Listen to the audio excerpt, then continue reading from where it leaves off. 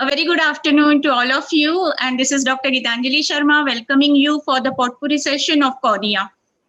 Let me welcome to chair the session Dr. R.C. Shah sir. I also welcome Dr. Arjun Ahuja sir, the former HOD of KEM Hospital and now with HN Reliance Hospital. To moderate the session, we have Dr. Swati Shinde ma'am, and to co-convener with me is Dr. Nishita Agarwala ma'am.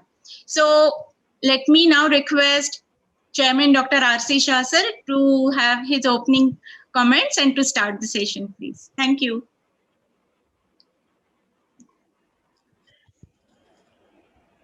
I'll be just sitting next hereby only. You can continue because you can do better than me.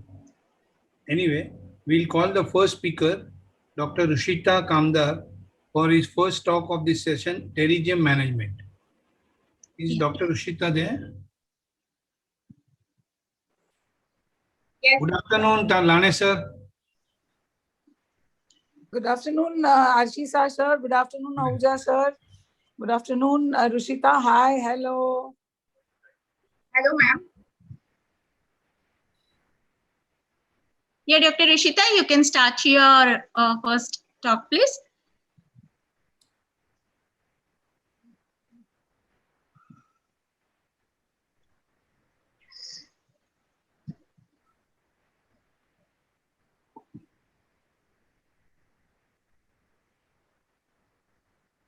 Good afternoon, everybody. After a wonderful musical session, we are all set back to cornea topics. I'm going to discuss a topic that I really like, that is taming the corneal old nemesis, the pterygium. At the outset, I sincerely thank Professor Lahane, Professor Dr. Ragini Parekh, Professor Dr.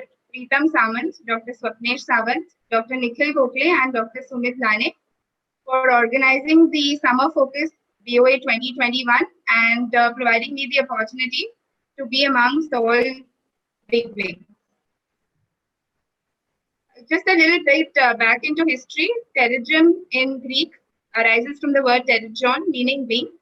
And since the last 3,000 years, people have been treating pterygium both medically and surgically. Small pterygia way back used to be treated by cleansing medications like bile, urine, etc. And for larger advanced pterygia, they would use surgical methods.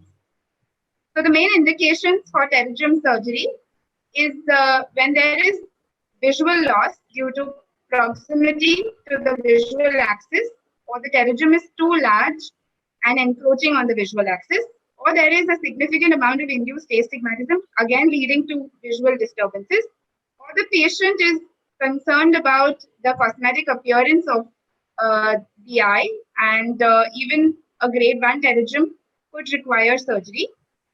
In larger pterygia, especially in the recurrent pterygia, there could be a restriction of motility because of involvement of the muscles and entrapment of the muscles by the fibrovascular tissue, which definitely indicates surgery. Or in certain small pterygia, there could be recurrent inflammation, irritation, for which the patient might need a surgery. So the aim of the pterygium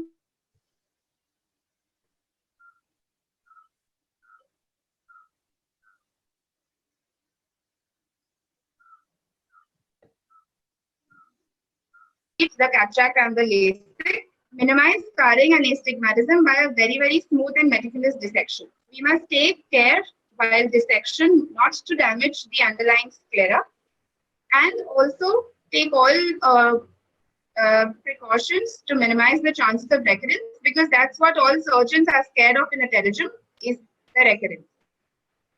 So historical method, bare sclera excision, which is the quickest method, least surgical intervention, and the recurrence rates are very, very high, so not done at all nowadays. My preferred technique is the conjunctival autograft, which is the gold standard and was first described by Kenyon et al. The recurrence rates in literature vary between 0 and 25% depending on the dissection of the graft and the adjuvants used. It definitely has better cosmetic results as compared to all other procedures.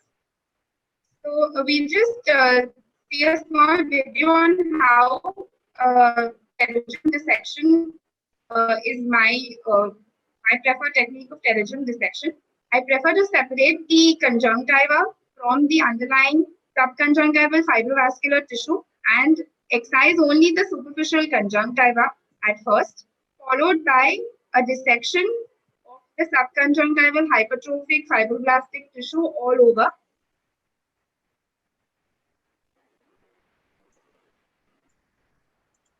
This ensures that no fibrovascular tissue is left behind and hence reduces the chances of recurrence. The body of the pterygium is then excised en masse with the subconjunctival fibrovascular tissue. By this way, I ensure that I am not cutting excessive fibrovascular tissue and also I'm not damaging any of the other structures which are not linked to the pterygium as such. Then I just do a small sort of a pterygiorhexis and peel off the pterygium. Sometimes it comes off very well and sometimes there could be tags left behind which need to be meticulously dissected by a tooth forceps. The corneal bed is smoothened either with a 15-number blade or you could use other devices like a diamond burr. And removal of residual tags is important for a good cosmetic appearance. Coming to the conjunctival autograft, I prefer to mark the bare area on the superior conjunctiva and a thin meticulous dissection is done without disturbing the underlying tenons. It is better if we go above and over the marked area. This helps us to know the correct orientation of the limbal of the autograft as well as it helps us to know the limbal orientation. This conjunctival autograft can then be attached on the bare sclera either with the help of fibrin glue or with the help of sutures. So in this second video that is showing, the patient might have warranted a phaco-chab. So we had taken a inferior graft. Taking an inferior graft is slightly more tricky. The dissection is slightly more tricky, but in such cases where we need to preserve the superior conjunctiva, an inferior graft is definitely warranted. And with practice, one can do it. It's the same way we need to just gently dissect and then take the graft. This was secured in place with the help of sutures. We can either use 10-0 Vicryl or 10-0 nylon to secure. I prefer to take 2 anchoring sutures at the limbus with episcleral bite, which helps the graft to stay in place. And then, if required, we can also use the autologous serum. So, very important to measure the size of the graft and mark it. For primary pterygia, a conjunctival autograft is enough. For very fleshy or recurrent, we can include the pigmented palisades. Gentle dissection and try not to disturb the tenons. If the tenons is disturbed and then left bare, we can have a tenons granuloma. It is important to maintain a same orientation to achieve excellent cosmesis and iron out the conjunctival autograft and coarctation of edges of post conjunctiva. Again, prevents overhanging conjunctival edges and a good outcome cosmetically. Reconstructing a healthy limbal barrier should prevent the recurrence of pterygium, but limbal stem cells have also been recognized in the etiopathogenesis. There has been a little bit of controversy on whether to include the limbal stem cells or not, but the limitations of including them is there is a possibility of stem cell deficiency in the donor area, and as such, they do not have any role in preventing proliferation of the fibrosis and hence preventing recurrence. Adjunctive therapies, especially in vogue, is the mitomycin C. It is off-label use as per the FDA. And we can either use it preoperatively as advised by Eric Donenfeld, first use, where he has advised to give an injection of 0.1 cc subconjunctivally in the pterygium body a month prior to excision, which reduces the vascularity and hence prevents recurrence. My preferred technique is to use it intraoperatively, 0.02%. I use it for 2 minutes. No adverse effects with this dosage. If used for higher duration or increased dosage, may lead to certain the adverse effects like delayed epithelialization, scleral thinning, and delin formation. A proper technique of conjunctival autograft along with mitomycin C is what reduces the recurrence. Another method to which helps us to decrease the corneal scarring and smoothen out the corneal bed is a diamond burr, which is the Algebrush diamond burr that I like using. it has certain advantages over phototherapeutic keratectomy, like there is no tissue reaction. It is cheaper than a PTK, requires hardly any equipment, and allows more controlled scraping of the lesion. Whereas with PTK, we do not really know how much to ablate, and so we'll just watch a small video of the diamond burr polishing. Initially, it has been dissected with a crescent, and then to smoothen out the diamond burr, we use the AlgaBrush 2 diamond burr. This is a 3 mm tip of the AlgaBrush 2. It's a battery control. It's a battery operated burr, which gives rise to a smoothened corneal bed. So post-operatively, topical antibiotics for the first week, and then a low-dose steroid is tapered over the next 3 to 4 weeks, along with copious lubricant. Comparison with EMG, definitely a conjunctival autograft is better, but there are certain advantages of the amniotic membrane grafting, like it is easier. It takes lesser surgical time, probably because of no hemorrhage and no edema, looks cosmetically better initially. And it's very useful where there isn't a lot of conjunctiva, like a double pterygium or a recurrent pterygium. These are the recurrence rates with different techniques that we have. And little just about the double-headed pterygium. It's a more extensive pterygium, more symptomatic, lesser vision, greater effect on astigmatism and poor cosmesis. There could also be involvement of the fornices, so we must be careful when dissecting. And as far as the graft is concerned, we could compromise on the limbal stem cells if the Raj graft is required. So we must use an amniotic membrane graft when necessary. A split conjunctival grafting has been advised for the usage of a double pterygium, where the dimensions of the pairs sclera, both of the nasal and the temporal, have been marked on the superior conjunctiva, the nasal pterygium near the limbus and the temporal conjunctiva above it. There has been no difference in the rates of recurrence amongst a vertical or a horizontal split of the conjunctival autograft. This has been recently documented in a paper by the Eye Foundation team in 2021 IGO. And this paper has also proven that limbal orientation is not an essential factor to prevent recurrence. Also, they have proved that a split CAG was superior to an amniotic membrane graft, and in terms of reduced recurrences, better cosmetic outcomes and lesser cost. This is one of the post-operative outcomes. So just to conclude, the most important thing that we all surgeons are worried about is recurrence, and a few key steps to avoid recurrence is orientation of the proper anatomy of the pterygium, which is important when we are dissecting the pterygium. We must do a meticulous dissection. We must be careful not to damage the conjunctival epithelium unnecessarily, and handle the graft tissue very gently, avoid buttonholing. This will also help us to avoid recurrences. Avoid any gaps between the recipient conjunctiva and the graft, and see that it is apposed very well at the same level. Judicious use of antimetabolites when necessary should be done. Thank you. And thank you to all my conveners, moderators, and judges.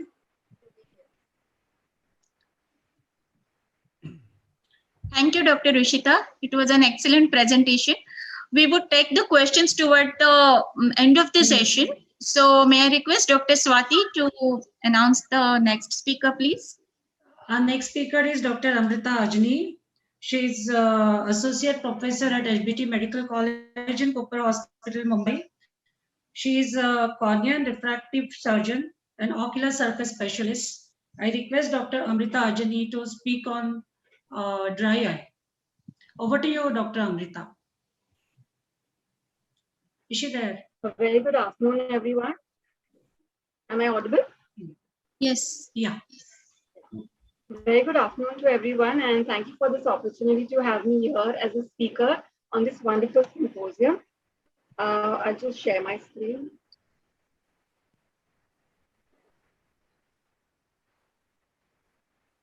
Is the screen visible?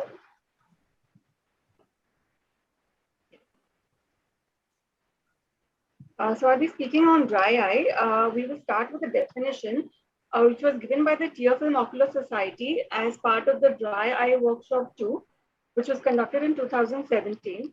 This was in lines with the older definition given in 2007. However, some new terms were introduced, such as a loss of homeostasis and neurosensory abnormalities. These we'll see in detail in the subsequent slides.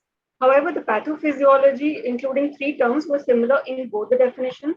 that is the tear hyperosmolality, the tear film instability, and the inflammation, which play a role commonly in both types, that is the aqueous deficiency as well as the evaporative type of dry eye.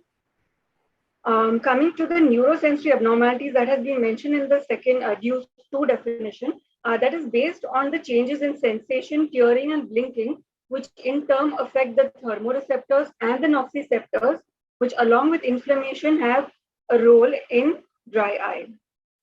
Also, an imbalance at the molecular level of increase in oxidative stress markers and decrease in antioxidants, as quoted in a study in 2021, has been established in the causation of dry eye. This is the etiology that we have known. Most commonly, it is the collagen vascular disorders which are associated with the aqueous deficiency type, and the MGD and similar situations which are associated with the evaporative type. What we should remember is there are certain topical drugs also.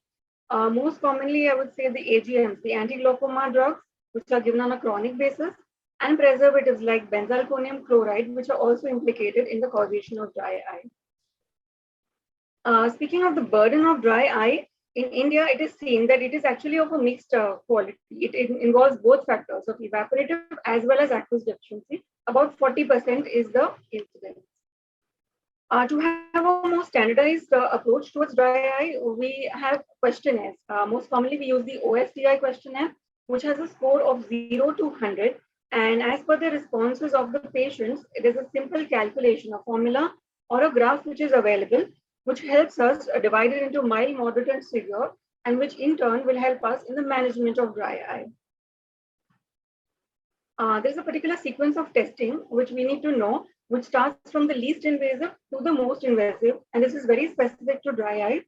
It starts with the tear breakup time, which is ideally of the non-invasive variety. But in case you do not have machines which can give you an NIK-BUT, that is the non-invasive tear breakup time, you can go in with a fluorescein staining on the slit lamp, which is minimally invasive for the conventional tear breakup time, along with staining of the conjunctiva and the cornea, which gives you an idea of the ocular surface damage. This is followed by the Schirmer's 1, basically, which is without topical anesthesia, which helps you assess the reflex tear flow.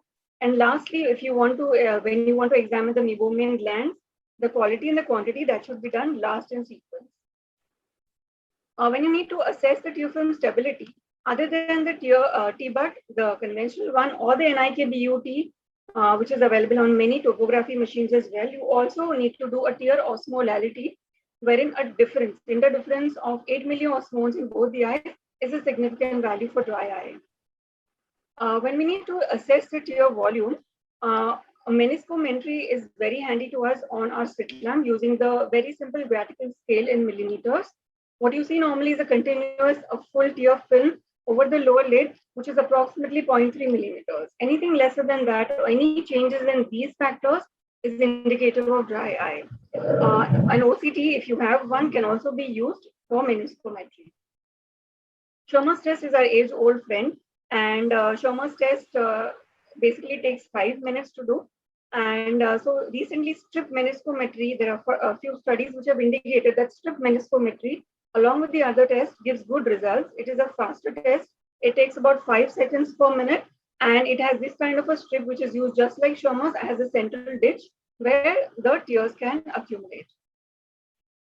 Next, coming to ocular surface damage. When you want to gauge the ocular surface, one of the best techniques is plain ocular surface staining on our slit lamps.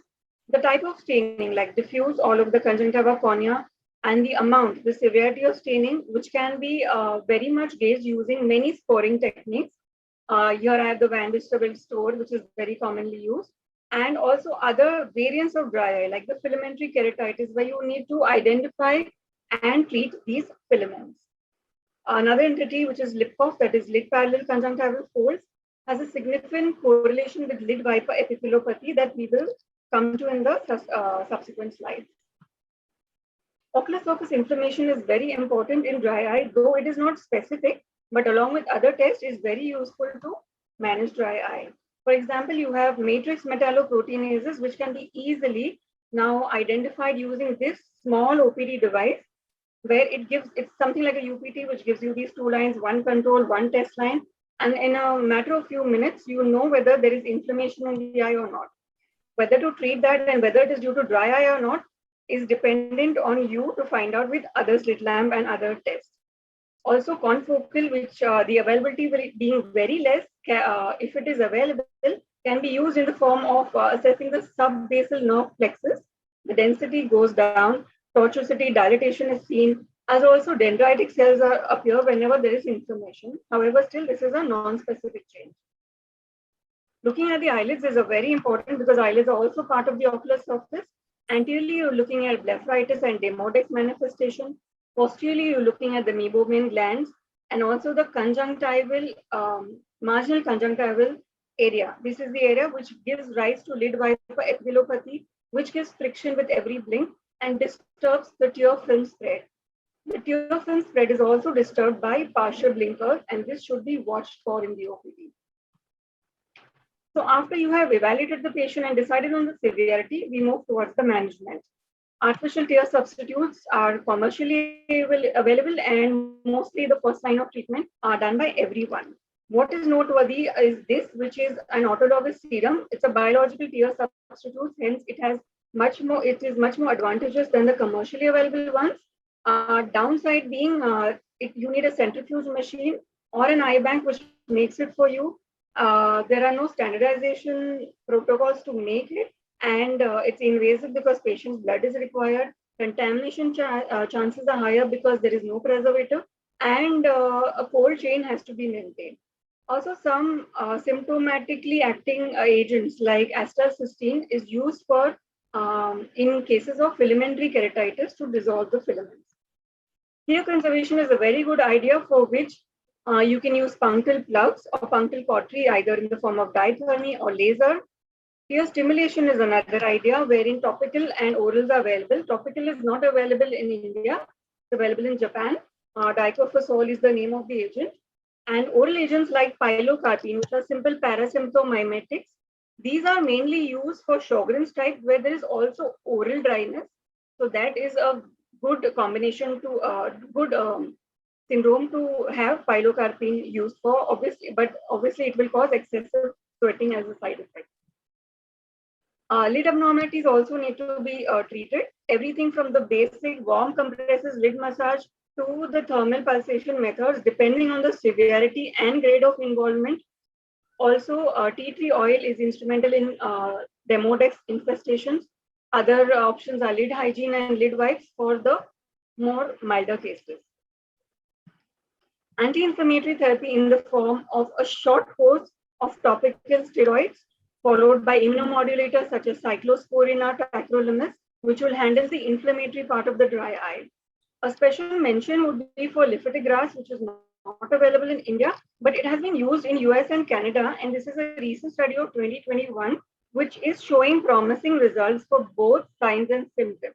To the extent that in 1/3 of this population, it was a monotherapy which gave good results.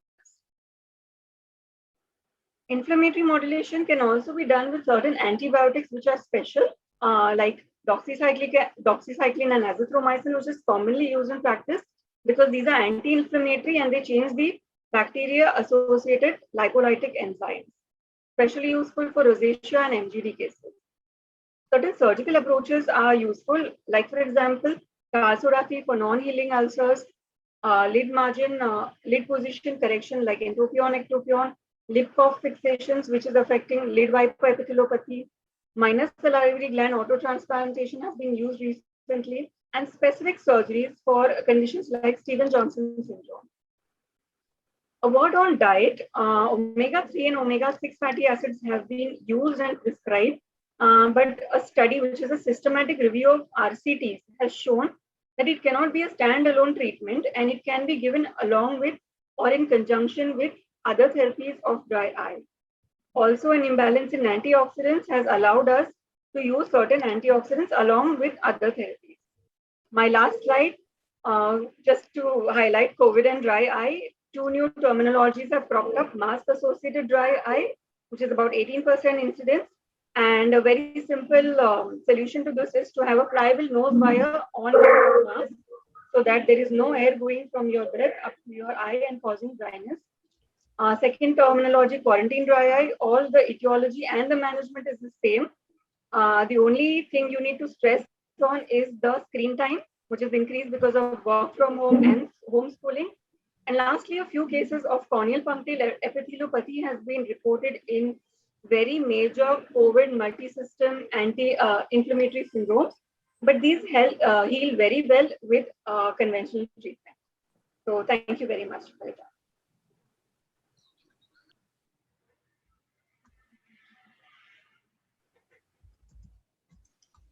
Thank you, Dr. Amrita. It was a very, very excellent and detailed presentation. And thank you because you also managed to stick to your time given, because we are running a little bit behind the schedule. So it's a sincere request to all the speakers to stick to the time. So may I now invite our next speaker, Dr. Sahana Vaidya.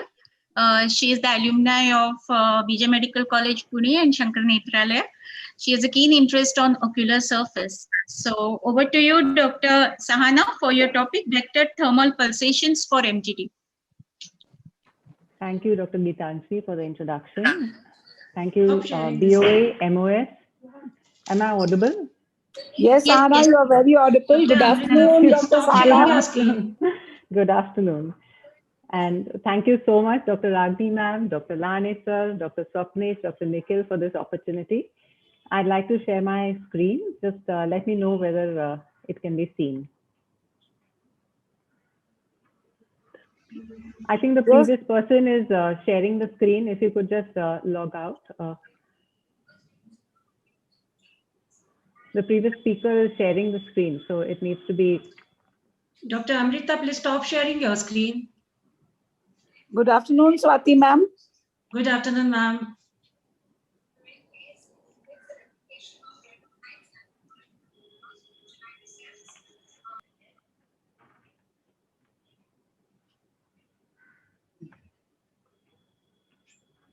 Yes, is it visible? Yeah. Now we can see it very well. Yeah, thank you.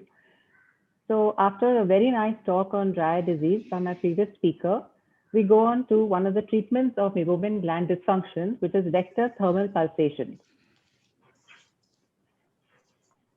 The burden of dry eye disease is upon us, and MGD accounts for more than 86% of dry eye disease.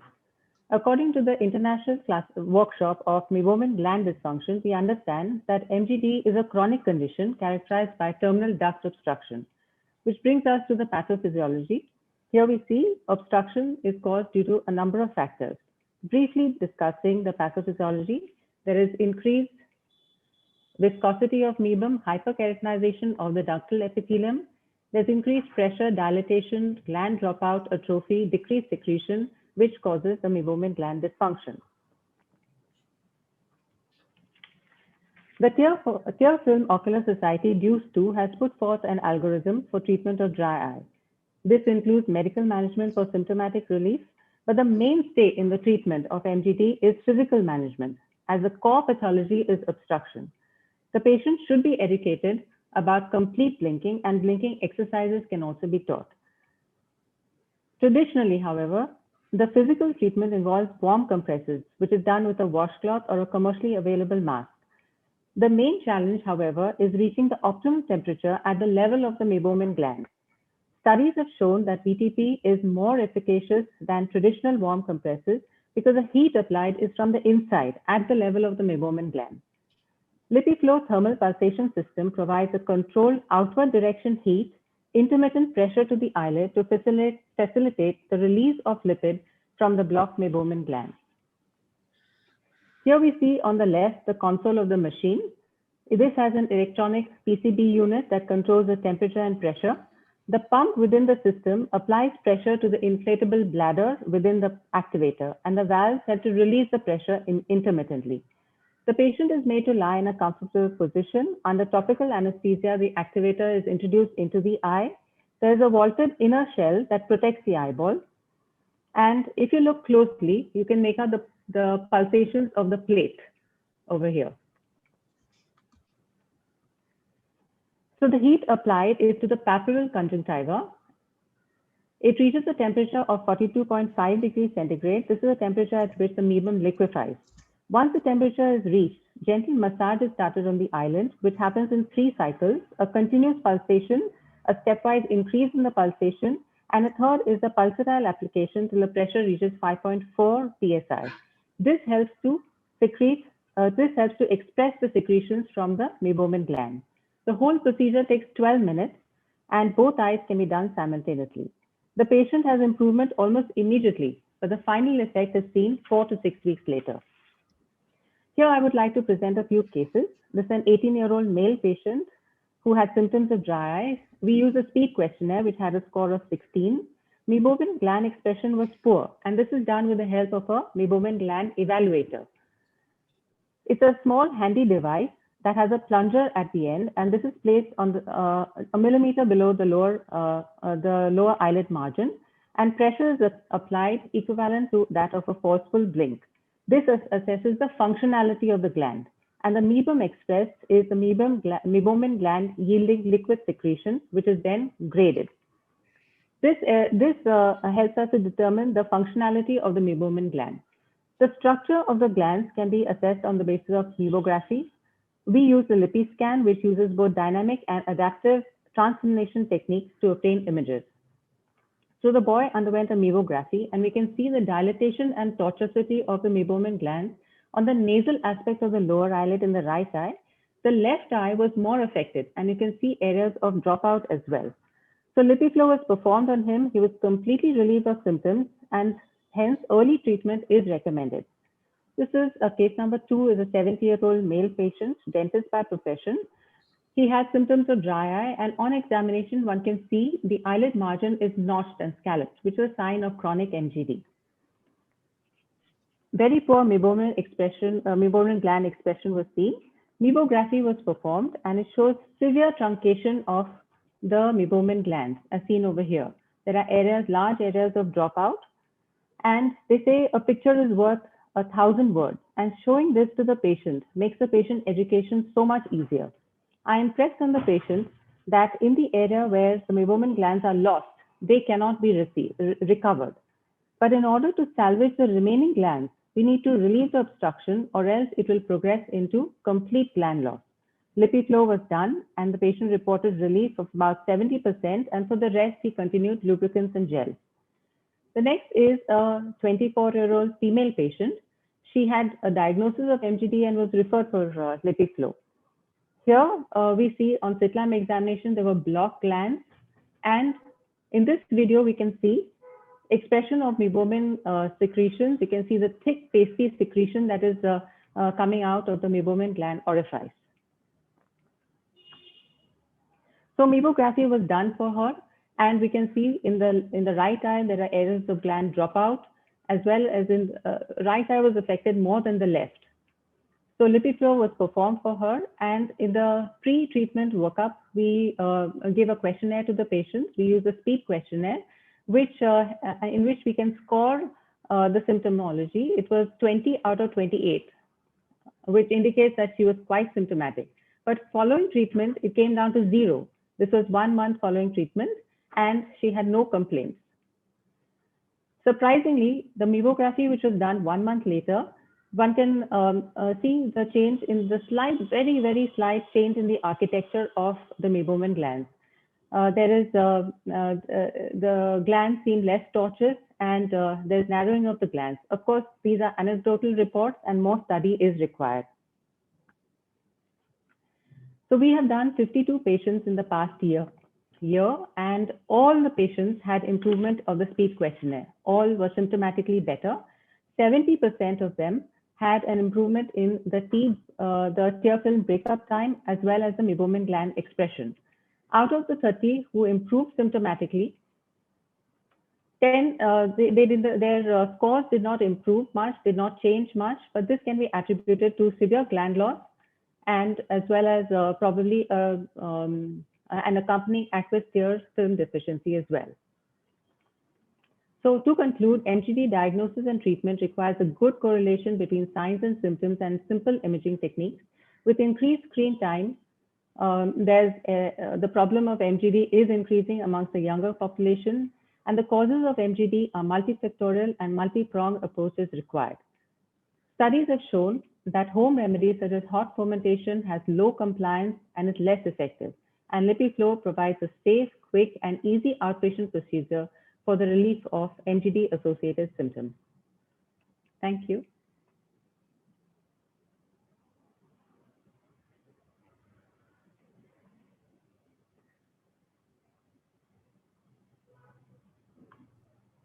Back to Dr. Zaidyan. It was a wonderful presentation. May I invite the next speaker, Dr. Kunjal Sejpal, for corneal tattooing. Is Kunjal ready? Because she requested she might be a little late. We request all of you to please vote for our beloved, our Dr. T.P. Lahane for next AIOS election. He's standing for Vice President. Definitely. All of us must vote for him and tell our friends to vote for Dr. T.P. Lahane for Vice President in next elections at AIOS. I think Dr. Kunjal has not joined yet. So we may move on to the next speaker. Sonia Kothari. Sonia, yeah. Thank you. Thank you, RC sir. You and Lahane sir are brothers for so long. So I understand your feelings because, and you are his consultant also in so many things. Session is a RC, I will have to attend. Na? Otherwise, there will be some problem of finance, money, everything. Because everything depends on him, not on patient. Okay, go ahead, Archie, go ahead. Yes. You have all our support. And with all of us here with BOA and MOS, I don't think there is any other vice president that we can think of. So Thank you. Thank you, Dr. Nishita ma'am. Thank you so much. Nishita ma'am, thank you very much. Thank you. We will go ahead because I think Kunjal is tied up with her mother's surgery. So she is trying to join us. But in the meantime, let's invite Dr. Sonia Kothari, who is one of our dynamic young corneal surgeons at the Bombay City Eye Clinic. She has been one of the first few to do lamellar keratoplasties, and it has always been a pleasure to go and spend some time with her. So I invite Sonia to talk about decoding SLET. Good afternoon, and thank you, Nishita ma'am, for such a nice introduction. And thank you, Lahane sir, Ragini ma'am, and Dr. Swati, and everybody for having me here today. I'll start with my talk about simple limbal epithelial keratoplasty. Is my screen visible? Yes. Okay. So as we all understand that limbal stem cells, they reside in the basal layer of the limbal epithelium. They are lying slightly louder. Sonia, yeah, sure. So limbal stem cells reside in the basal layer of the limbal epithelium. They are deep hidden inside the palisades of poked on the limbus. And limbal stem cell deficiency can lead to visual impairment and even blindness in severe cases. The new technique of limbal stem cell transfer transfers the healthy limbal tissue containing the stem cells from a normal donor eye to the recipient. So if we look at the evolution of the LSCT, how it has evolved over a period of time, we can go back and see that initially it was a conjunctival limbal autograft, wherein we had a crescentic conjunctival and the limbal biopsy, which was taken from the normal eye, and it was transferred directly on the recipient eye. This required almost 6 to 7 millimeter of the limbus tissue to be excised from the normal eye, creating a risk of developing an iatrogenic LSCD in that eye. This led us to a new technique of conjunctival cultivated limbal autograft, whereas we have to take like a smaller portion compared to 6 to 8 clock hours. We now required only 1 clock hour from the donor eye. The limbal tissue was obtained and it was expanded ex vivo in the lab setup on a suitable substrate for 10 to 14 days before it was transplanted into the donor eye, into the recipient eye. Now, this technique of CLET significantly reduced the risk of the limbal stem cell deficiency in the donor eye, but it required a very large setup for the laboratory. It was very expensive, it was difficult to set up, and it was also difficult and expensive to maintain. This led to the development by Dr. Sangwan and his team on a new technique of limbal epithelial transplantation called SLET, wherein the eye itself acts as a substrate for the limbal epithelial stem cell to grow. Here, a small tissue of around 1 to 2 millimeter or maximum 3 to 4 millimeter was taken from the donor eye, that is a normal eye, and it was transferred to the affected eye, and the small lenticules of the donor limbal epithelium was made to grow on the amniotic membrane in the recipient eye itself, and then the new stem cells would grow from them. So how it works is essentially like all the implants which are taken from the donor eye, they act like a mini limbus. There is a multi-directional growth of the epithelial cells from each of these lenticules. They grow in all the direction. They coalesce from the neighboring cells which are growing, and then it forms a complete new sheet of the epithelium on the cornea. Amniotic membrane here acts as a substrate. It helps in secure attachment as well as proliferation of the limbal epithelial stem cells. Now, to identify a good case for these type of situation is important, and it is essentially used as a regenerative procedure for chronic cases of limbal stem cell deficiency, like patients which we see of chemical injury and Lyme injury, especially those who have been operated for amniotic membrane in the past, are really good candidates for this type of surgery. Another indication which is less common is wherein we use it for a cosmetic enhancement, even if the visual prognosis is poor. Sometimes we do this just for a cosmetic enhancement also. And many times it is used as a preventive surgery in cases wherein we have done multiple procedures, like many pterygium surgeries have been done in past, or there has been an excision of OSSN leading to a large amount of LSCD, like something like this, which is at present not causing a visual loss, but is likely to if it is allowed to remain like this. So ideal case must have a wet ocular surface. It should have a normal lids and adnexa. The corneal stroma should be clear to translucent, and this we can make out using anterior segment OCT. And patient should have a good visual potential ideally, unless it is done for cosmesis alone. It is very important for the other eye to be normal, because that's a donor eye, and we must look at the conjunctiva and the limbus of the opposite eye and make sure that it's intact and it is in good condition.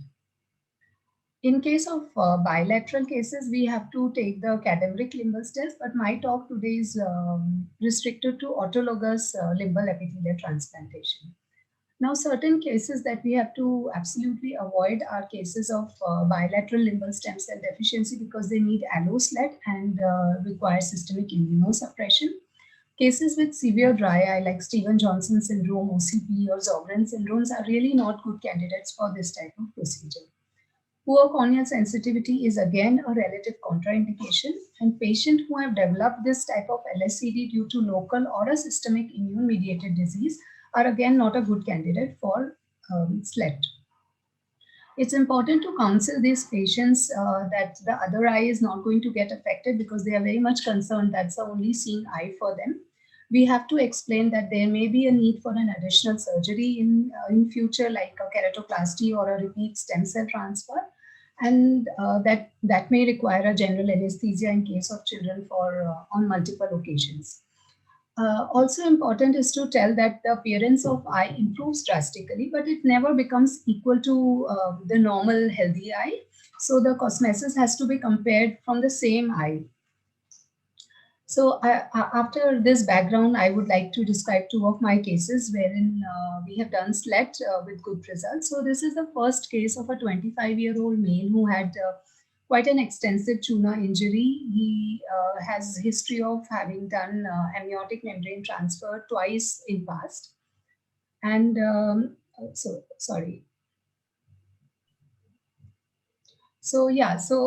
we begin the surgery with a donor preparation.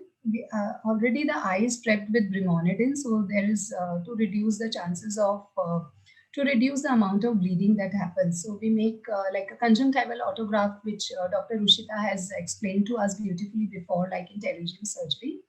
We try and avoid the Tenon's tissue.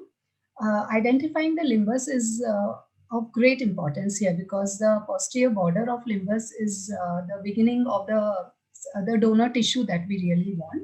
We use the 15 number blade, either the blunt side or the sharp side or a combination of both, and till we reach a clear limbal tissue. Once we get a good amount of tissue, we dissect it, making sure that we avoid touching the donor area of the limb. A small strip of limbus is then dissected, and it is separated from the conjunctiva from the remaining conjunctiva. In this particular surgery, in this particular case, we wanted to put a conjunctival autograft also, because the patient had extensive symblepharon. So we are going to preserve that rest of the conjunctiva. The limbus tissue is then separated from the conjunctiva. It is atraumatically handled very carefully and transferred to a sheet slide, and it is we have to make sure that it doesn't get dry during the procedure of transfer. So in a small bowl with the saline, we transfer it, and the rest of the conjunctiva with the epithelium side on up, we have to transfer it again to the recipient eye. Now, the recipient bed is prepared. We do a 360-degree conjunctival peritomy. We go 2 to 3 millimeter beyond the limbus and remove the entire penis. As we can see here, there is an extensive fibrovascular growth which is there here.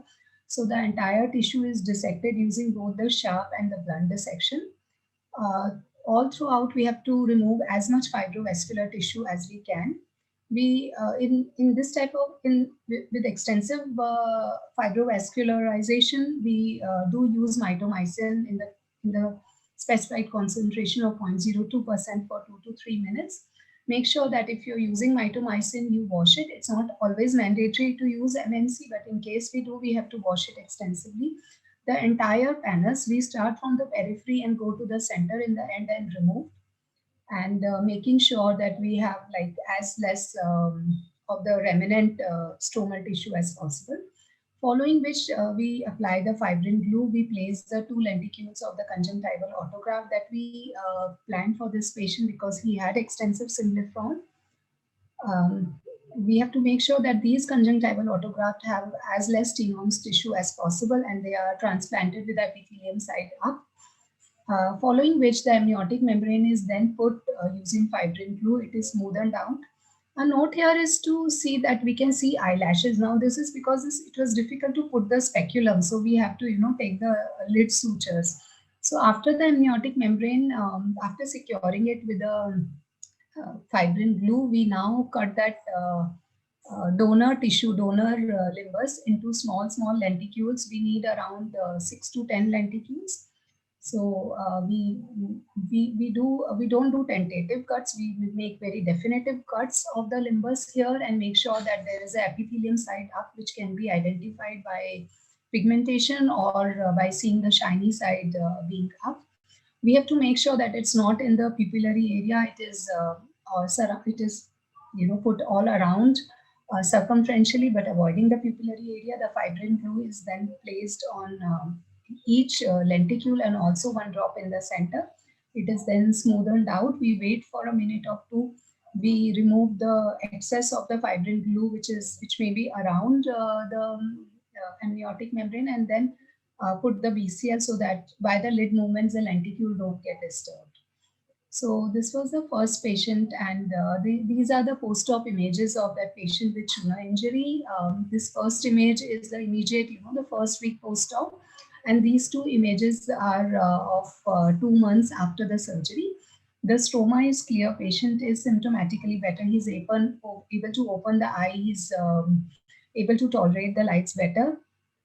And his vision has also improved from finger counting close to face to almost 660. This is another case of a 10-year-old female who came with an atypical pterygium. The vision was good here, but there was a patient's relative said there's a progressive growth of this tissue which is happening over a period of past 1 year. So since the superior conjunctiva and the superior cornea was not affected, we decided to do a mini slit, in which the previous step is as described before. Here, after putting the amniotic membrane, we are doing a mini slit. So in short, we require only a few lenticules, 4 to 5 lenticules is all that we require. We require a smaller donor tissue. We put it all around, only in the area which is affected by the panels. And this is a post-op result of that patient. This is 2 weeks post-op, and patient is doing very well. The inflammation is not there. Fibrin blue makes the eye and the surgery look really neat. So post-operatively, it is managed like in any of the ocular surface surgeries with topical antibiotic and steroid. Usually, we don't need any systemic medication in autologous SLED patients. And in every post-op visit, we have to look for the AMG with the presence of explants, the presence of VCL, which we require for at least 2 to 3 weeks. We have to look for the hemorrhage of fluid under the AMG in case it is very less, or we don't really need to intervene. If we don't see any AMG or it has just got extruded, then we really continue the post-op treatment for a month or 6 weeks, and then plan for a surgery again later on. In case the VCL is lost, it is better to replace it if it is within the first 2 weeks, because it will really help in keeping the lenticules in place. So usually the complications are not very common, but on the donor side, sometimes we can have focal LSED at the donor side, or there may be a pyogenic granuloma in case there has been a lot of intervention. On the recipient side, there could be a recurrence of LSED if the donor which we had taken was not appropriate, and there could be sometimes an hemorrhage under the amniotic membrane, which generally resolves spontaneously. Early loss of slit and detachment is also known to happen. There could be recurrent conjunctivalization and failure of the primary procedure. Other rare are like sterile keratitis, microbial keratitis. So with this, I would like to thank Dr. Virendra Sangwan, who has brought this beautiful technique to all of us, and he has been always inspiring for us to do better and better. Also, this article on IGO gives a very good review about SLED, and I would recommend everybody to read it. And thank you all, and wish you a very happy Mother's Day too. So thank you, Sonia. And Arjun, Dr. Ahuja, you are listening very intently. Ek joke ho jaye. But this was something new. Too much scientific work going on. So aapke paas ek jokes ke bahut khush ho. Seeing a slide, it reminds me that how you plant the seed so that the plants come up. So similarly with the stem cells, nodules, full plants, trees are coming up. Correct. Yes. Similarly, you have sown so many seeds of knowledge in so many young students from KEM. Correct. And I'm sure that they all are listening to you and always look forward to some words of advice from you. So any comments on, any other comments on Sonia's talk or anybody else's talk? Now the first one, no? RC, yeah, go ahead. First one, which is the pterygium. Don't tell us about the finances of it, but. No, I'm not telling you. Okay. We can still talk nice scientific things other than finance. So whenever people forget about the scientific part. Anyway, what happens, in the first case of pterygium, we use absolute alcohol over the surface of the pterygium and sometimes under the surface. And you can peel off the pterygium very easily with the help of forceps after keeping the alcohol for 1 minute. So that is one thing. So you don't need to do dissection, and it reduces the astigmatism very significantly.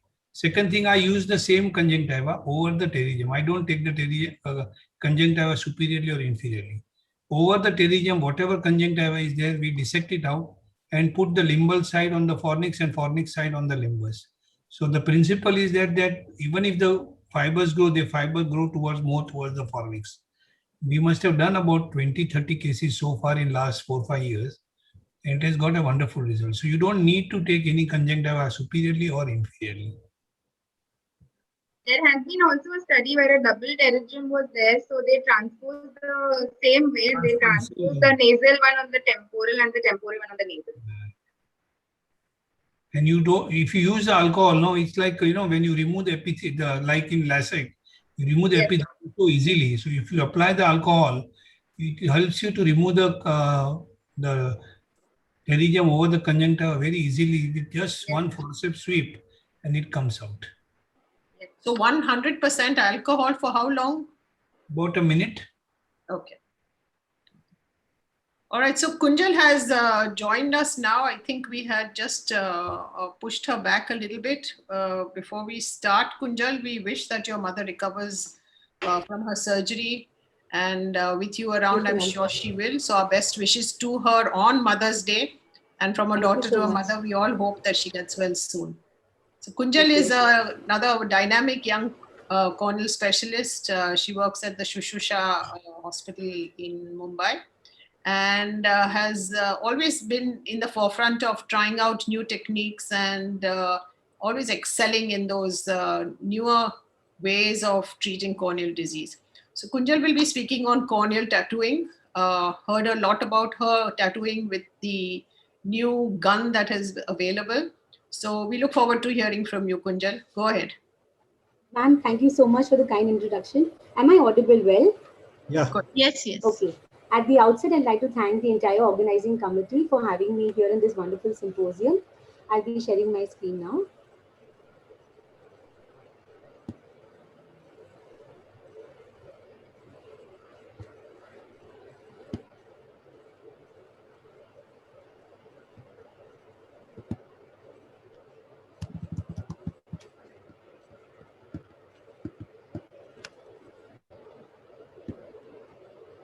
Okay, so I'll be talking about corneal tattooing.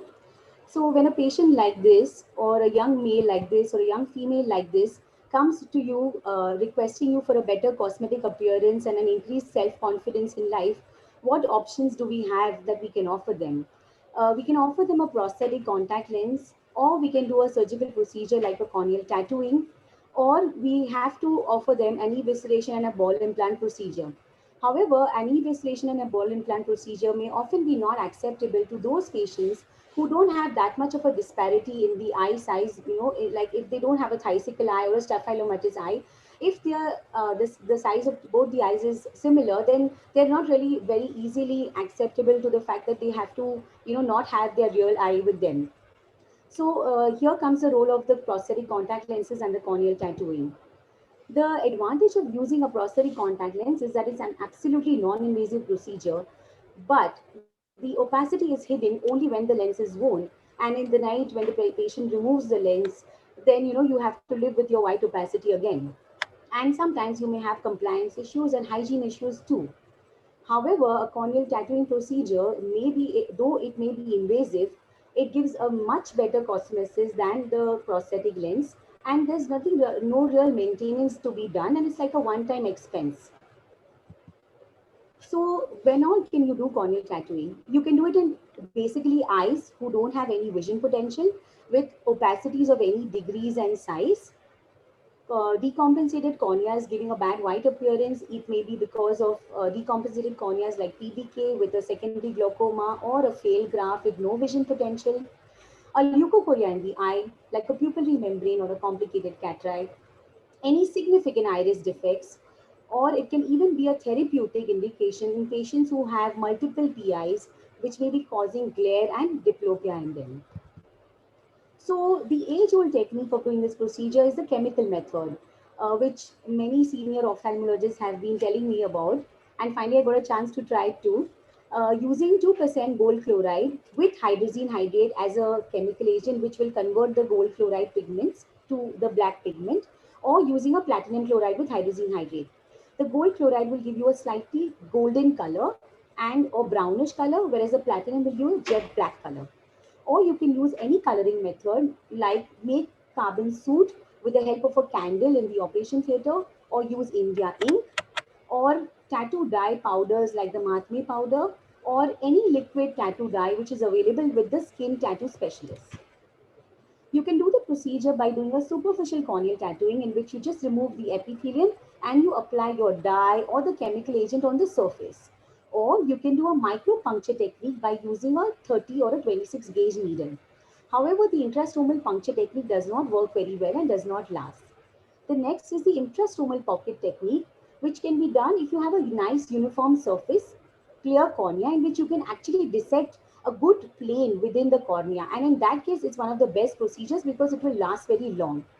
You can either do the dissection manually or with the help of a microkeratome, or use even a femtosecond laser to create the pocket. Lastly, we can use a tattoo gun. So coming to the chemical method, here these are the two cases in which we have debrided the epithelium, used EDTA chelation in this case, not in this case. After that, apply 2% gold chloride powder, 2% hydrazine hydrate, and just let it fix over the surface for a couple of minutes. Wash off with the water and reapply this for another 2 to 3 times. At the end of 10 minutes, this is the lovely cosmetic appearance that your patient will have. Here I have, in both these cases, I have tried to use a combination of gold chloride and platinum chloride because the other eye was light brown to medium brown. So I did not want to give a very jet black appearance. Next, we come to the lamellar pocket technique combined with the needle puncture technique using the tattoo powder, which was the Mahatme powder.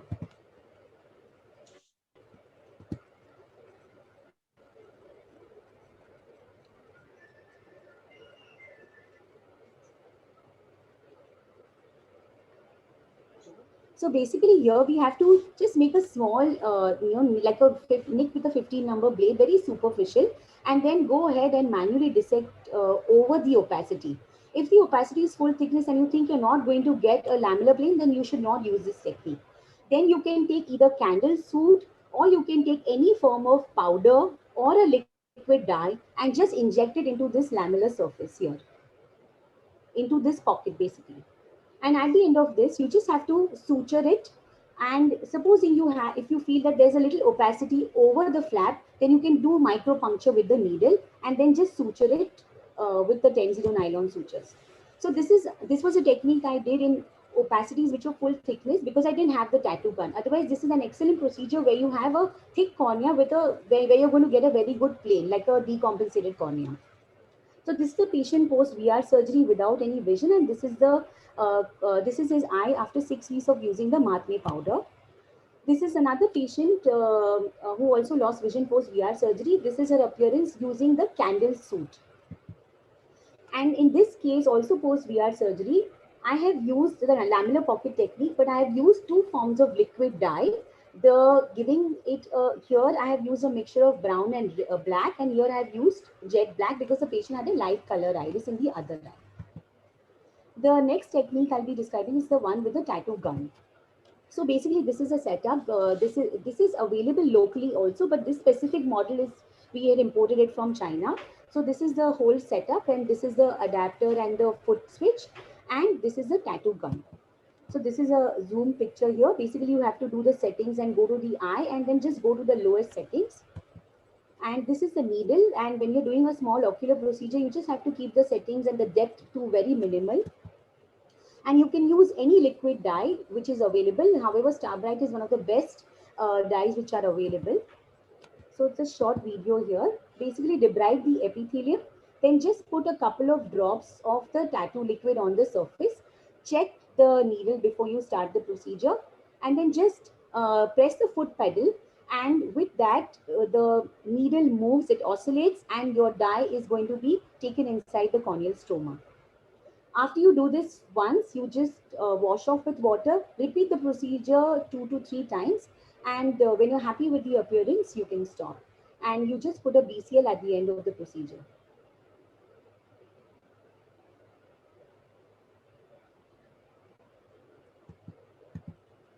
So this was a patient with dense periodal degeneration and BSK. She underwent EDTA chelation, and after that, the corneal tattooing was done. This was a patient with a complicated cataract. He was very, very apprehensive about the appearance. So I used this technique, even though the cornea was absolutely clear. And this was another patient with post-VR surgery in which the same procedure was done. Here's another one like that. Also, when a patient has, say, a failed graft, like this young 14-year-old had 2 failed grafts and no further vision potential, we did it for him also. This was the patient with a very dense pupillary membrane and a very young patient. So the tattoo was used just in the center in the clear cornea. So what are the complications? Basically, around 10 to 12% patients can land up with some complications. After 2 to 5 years, the tattoo color can get lost. I have observed that if the patient has more vascularization or a very, like a silicone oil in the eye, then they may lose the tattoo color soon. If your epithelium doesn't heal very well, if it's very irregular, then you can have a persistent defect. Severe inflammation in very rare cases, recurrent corneal erosion in very rare cases. And allergy to the tattoo dyes discharge, I haven't seen that. So this was the patient who had a complete loss of the tattoo color within few months and had to repeat the procedure. And this was another such case. So overall, I like to summarize by saying that the corneal tattoo is an excellent cosmetic procedure in disfigured eyes. The surgical techniques are still evolving and they do give very good results. Patient must be counseled about the possibility of a repeat surgery. And in my experience, patients who have a very vascularized corneas and status post-retinal surgeries with silicone oil may have an early loss of the tattoo pigment. Thank you for your patient hearing.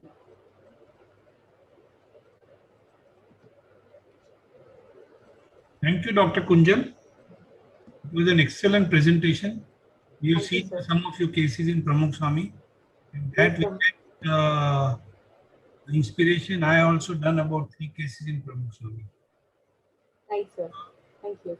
Call the next speaker, Dr. Shraddha Surekha, for a talk on corneal edema post-cataract surgery. Right. Thank you, sir. So I'll just share my screen. Right. So I'm going to be talking about corneal edema post-cataract surgery. I'm Dr. Shraddha Surekha, and good afternoon to all the esteemed BOA members. Thank you, Lahane sir and Ragini Parekh ma'am for the opportunity and the entire BOA team for this podium. Thank you, Shraddha, for being here. Thank you so much. Thank you, ma'am. Good to hear your voice, ma'am. Thank you.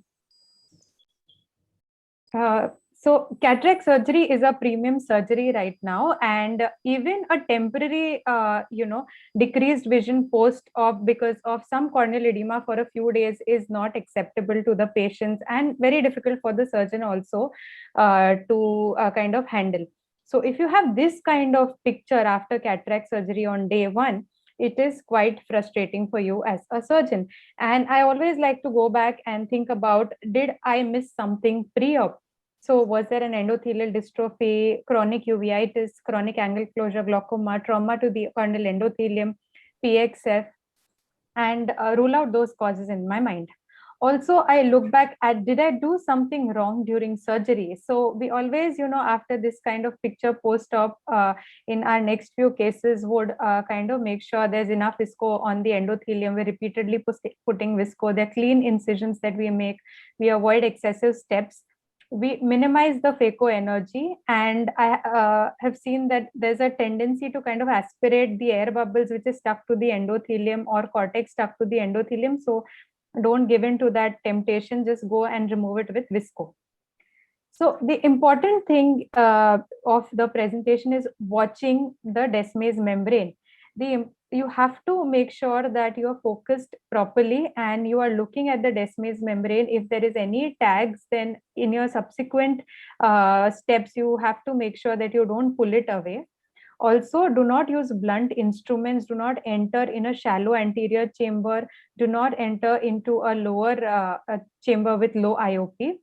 While putting in your IOL, you may inadvertently kind of go between the stroma and Descemet's membrane and actually detach the Descemet's membrane or with your phaco probe. So you have to be careful. So despite all of these pre-op precautions, intra-op precautions, you still may land up with post-operative corneal edema. And the most important thing which can cause post-operative edema is Descemet's membrane detachment, and wherein you have fluid which collects between the Descemet's membrane stroma, and then there's overlying corneal edema. So you won't get, you will have a patient who is seen with this kind of a picture. There is some area of corneal edema. Now, the emphasis of my talk is that whenever you have corneal edema, make a little extra effort, go on higher magnification of the slit lamp, of your normal slit lamp. This is not image from any fancy slit lamp or fancy photo imaging system. Go on a higher magnification, don't go coaxial, go a little tilted at an angulation and with a very thin beam. Look for this kind of area of detachment of the Descemet's membrane, and in most cases you will be able to kind of delineate that, okay, there is Descemet's detachment, okay, there is no Descemet's detachment. And you don't need fancy equipment like ASOCT to kind of in most cases to kind of say that, okay, there is Descemet's detachment. Now, if you do have ASOCT, that's great, and you will see this area of hyperreflective membrane which is detached. One good thing is if you can grade the amount of Descemet's membrane detachment. So mild cases are basically peripheral and small detachments, and severe cases are wherein there is a large area involved or the center of the pupil is involved, and moderate is in between those.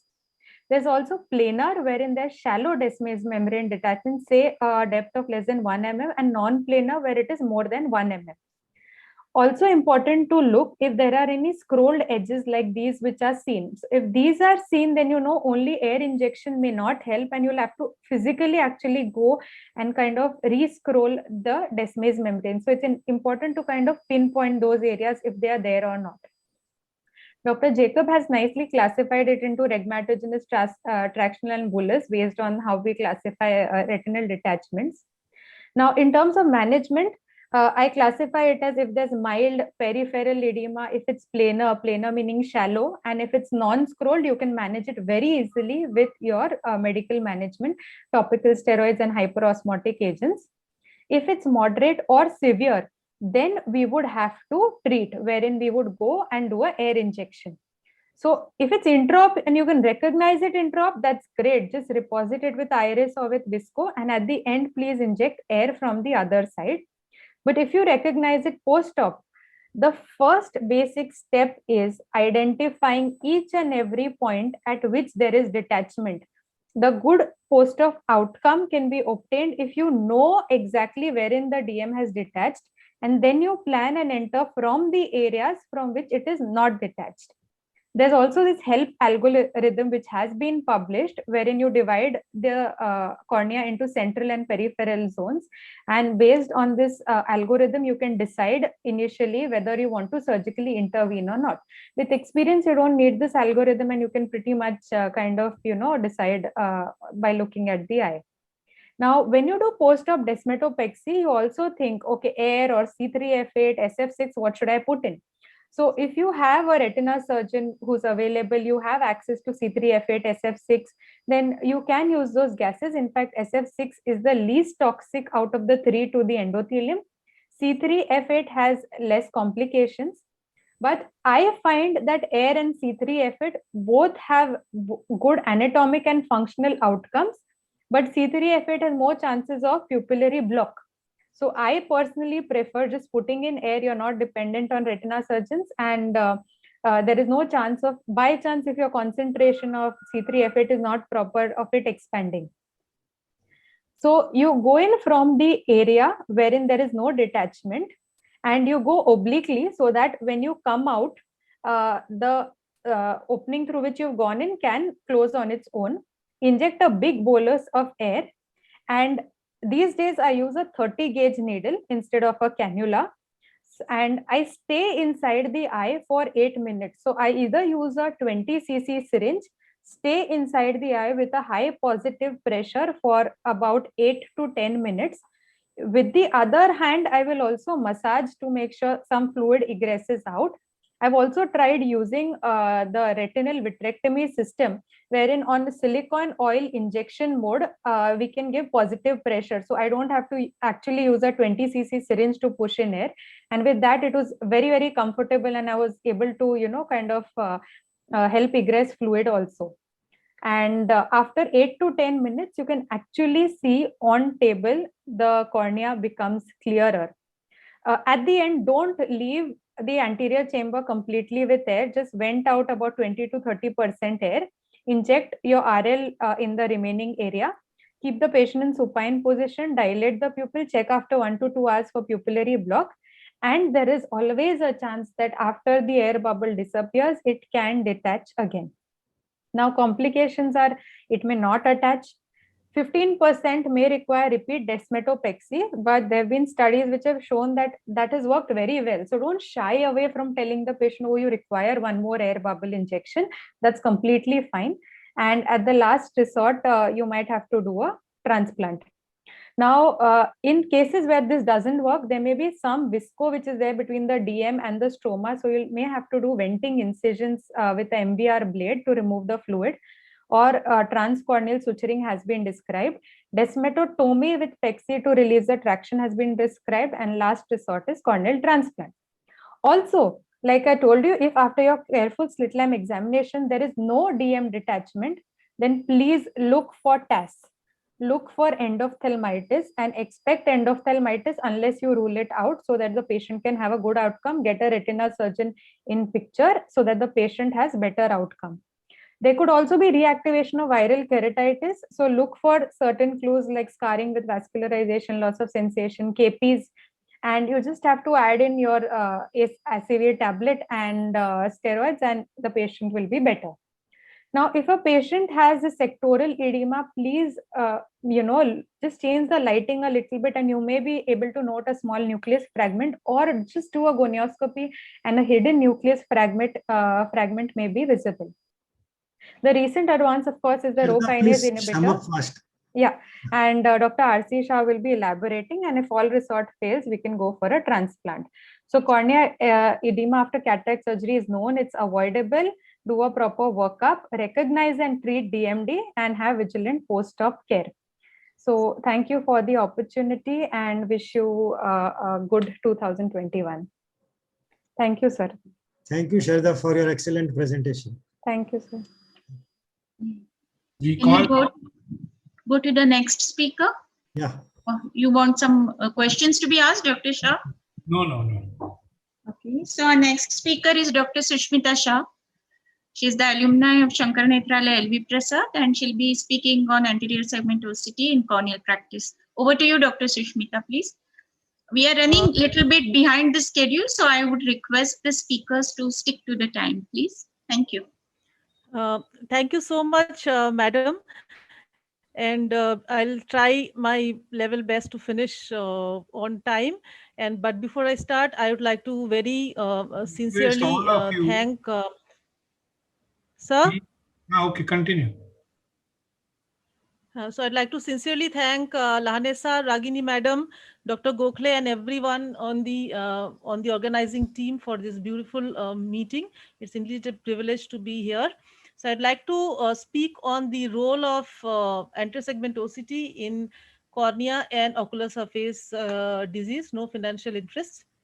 So clinical applications of anterior segmentosity is that it helps in diagnosing common corneal and ocular surface pathologies. It can corroborate the clinical diagnosis in ocular surface squamous neoplasia, and you may be able to avoid a biopsy altogether. It helps in surgical planning in eyes with corneal scar, corneal edema. Post-operative outcomes, it is beautiful aid in understanding a post-surgical outcome in cases of SLET, in case of cataract surgery, if you have complications like desmetopenia detachment, etc., like Dr. Shraddha spoke, and also following corneal procedures and some unique situations. So I'll start with ocular surface squamous neoplasia. This is pretty much a clear-cut case of OSSN. You see a whitish patch on the cornea with fimbriated edges. Now, when you do and you want to confirm the diagnosis without doing a biopsy, the OCT will show you hyper-reflective epithelium and a very clear-cut or abrupt transition from the normal epithelium, as you can see here, and a distinct plane between the lesion and the underlying tissue. Variations in the finding may be noted if the lesion has keratin and melanin, in which case there is complete shadowing of the underlying structures. Now, life is not always as simple. So this was another lady with a similar whitish focal lesion on the cornea, and we want to find out whether this is OSSN or something else. Epithelial lesion is not at all well demarcated, and there is a lot of superficial scarring involving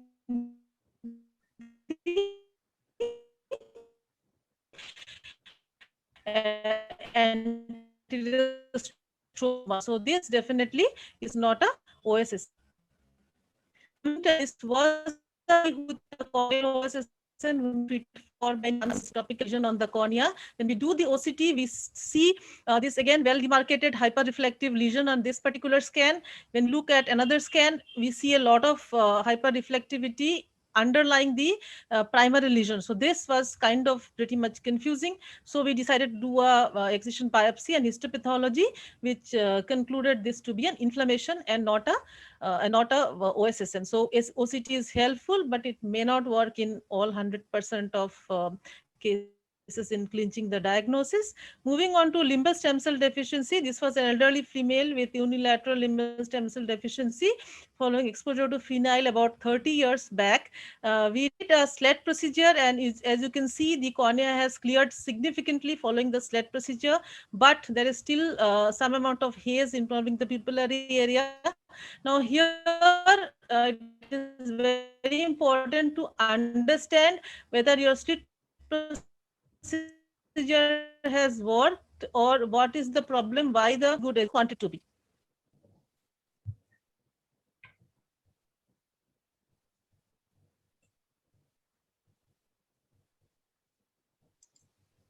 Dr. Sushmita, please unmute yourself.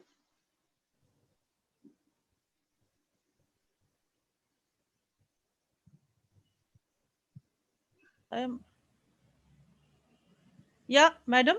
Yeah. I don't know what happened. So were you able to see the previous slides, or should I repeat, or I don't know? You could see. Okay. This is a case like, okay, just go back maybe one slide. Slides are not visible. I don't know, sir. I'm really sorry. You go back to share screen again. Sharing. Okay. Share screen once again. Go to the slide from which you left off and continue. 1 second. Yeah, is it okay now, madam? Yeah. Perfect. Go ahead.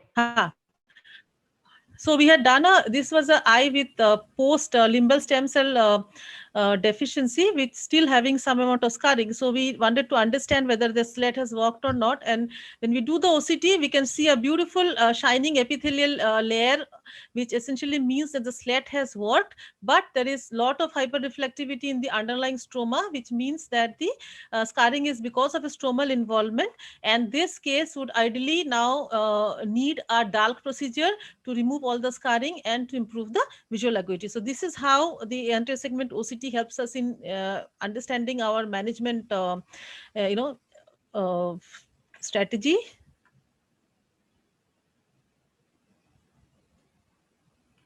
I'm sorry, my slide is not moving. Yeah, coming to other conditions like a Salzmann nodular degeneration. So this patient was referred by a cataract surgeon colleague who wanted to do cataract surgery, but was concerned about this whitish elevated lesion on the eye.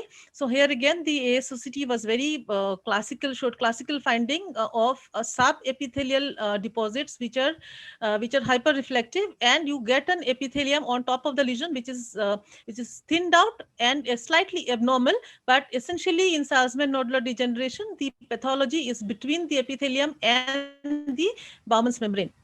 So we went ahead and did a superficial keratectomy, and the lesions cleared beautifully. So this was a elderly lady who Salzmann nodular degeneration, which we had done a superficial keratectomy and AMG about 10 years back, and she came back with this whitish diffuse lesion on the cornea. Here again, we wanted to understand what was going on, and as you can see in the inferior scan, again a nice epithelium can be seen, but there is a lot of haze subepithelially suggestive of subepithelial hyaline deposit. So we concluded this to be a case of recurrent Salzmann nodular degeneration and have advised superficial keratectomy and AMG again. So this was a lady, a young nurse who had a trivial trauma with fingernail about few months back and has been having recurrent episodes of pain and photophobia. And as you can see on the fluorescein staining shows a negative fluorescein staining because of a loose elevated epithelium. Now OCT of this area showed a loose detached clumped up thickened hyperreflective epithelium which had abnormal epithelial adhesion, very hallmark of recurrent corneal erosion, where the abnormality is because of poor epithelial adhesion and there is aberrant epithelial basement membrane production with degeneration of the basement membrane. So here we did a alcohol epitheliectomy with a bandage contact lens and she is doing very well. Now corneal keloid, this is not my case, this is a published report in literature where again keloids present as these white elevated lesions on the cornea and may get confused. So OCT could shows that well circumscribed subepithelial anterostromal lesion which should be excised. Sometimes they even invade into the stroma and you may need to do a lamellar keratoplasty also. Now coming to this very rare case where a young female presented with a white slowly progressive lesion on the visual axis and for about a year and a half her best corrected visual acuity was 6.9. She had history of past cross-linking for keratoconus. OCT showed a presence of hyperreflective lesion which was involving the epithelium as well as the subepithelial tissue, and that lesion showed complete shadowing of the underlying structures which is very classical of calcium deposits on the cornea. So we sent her to the physician who diagnosed to be a case of vitamin D insufficiency with secondary hyperparathyroidism leading to calcium depositions on the cornea. So along with treating her systemically, we did a EDTA chelation and this is how the epithelium looks post-operatively and the epithelium has healed beautifully. We published this last year. This is another case of a traumatic intracorneal cyst. Here as you can see the anterior segment OCT helped us in beautifully delineating the location of the cyst which was found to be between the posterior stroma and the descemet membrane, and we did a cyst aspiration and chemical cauterization. The cyst has gone away and there is no recurrence and the patient has achieved good vision, and ASOCT was very useful not only in localization of the lesion but also in monitoring and of the resolution or recurrence. Now coming to corneal scars, this was a young lady who had who first presented with contact lens keratitis which we treated, and as usual as expected she landed up with a scar. Now she didn't want to wear glasses and she was a moderate myope, so we did a based on the OCT findings we did a topo guided PRK and her uncorrected visual acuity improved from 660 to 6/12.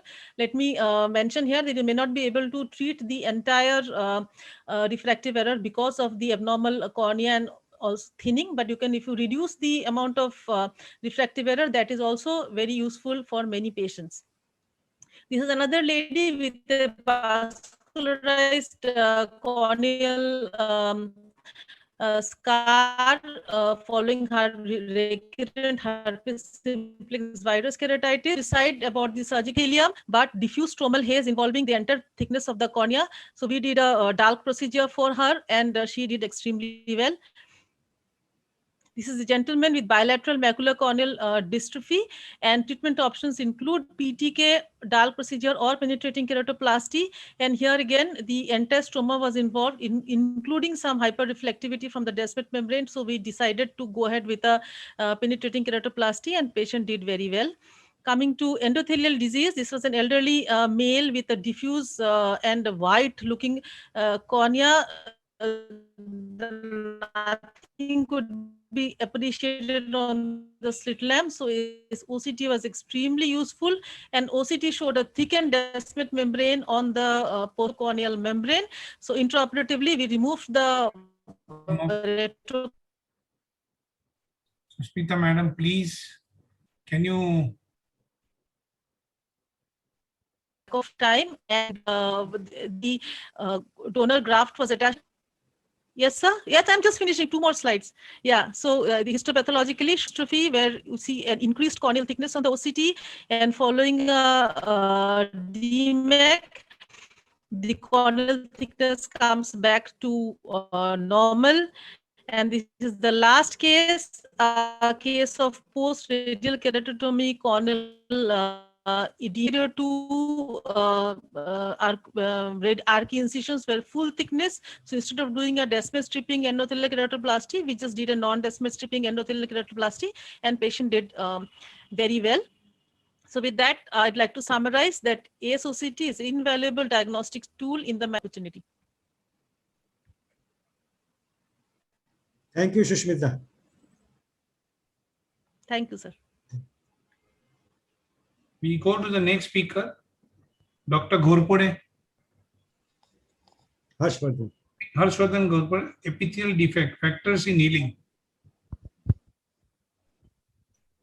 RC, you're ready after this? Your next. Hello, sir. I request you to please stick to your timing of 8 minutes. Yes, sir. I'm trying to share it. It's not going actually. Allow Zoom to share your screen.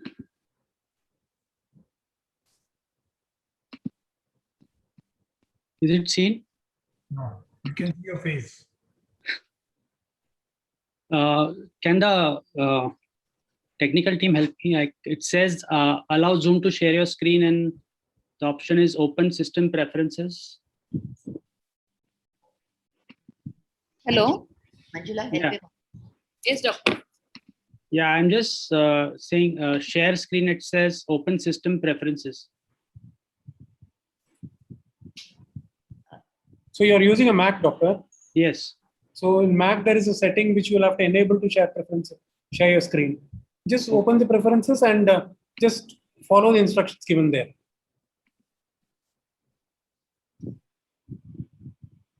In the meantime, Arjun, if I can suggest that Dr. Shah takes his talk. Yeah. Can I send a presentation to you? Or you can just do it right away, doctor. What is it? Just do it right away. We'll run it for you. Okay. So RC, if you're ready, you can present first, then you can go later sure. on. Okay. Okay. Where is the option of sending? You can stop sharing. Dr. Harshvardhan, can you stop sharing? Okay. Can I start the sharing my...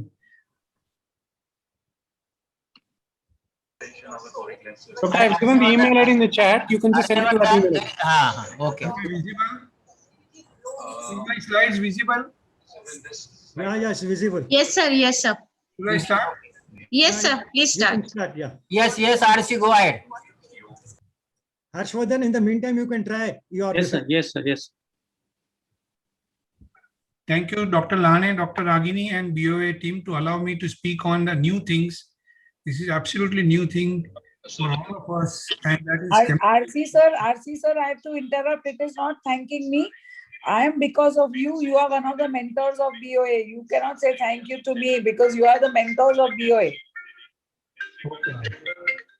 So this is a presentation, and this is the research work which we did with Dr. Jagdeep Kakadia from Bhavnagar.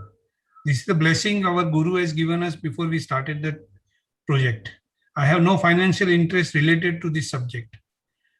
These are the doctors who have done the primary work, and we are extremely grateful to them. Dr. Shigeru, Dr. Naoki, and Dr. Noruko. They have done the first work in 2013, where they injected the Rho kinase inhibitor into the anterior chamber. 13 patients, and all of them did very well. Unfortunately, with some regulatory problems in Japan, they had to stop the work.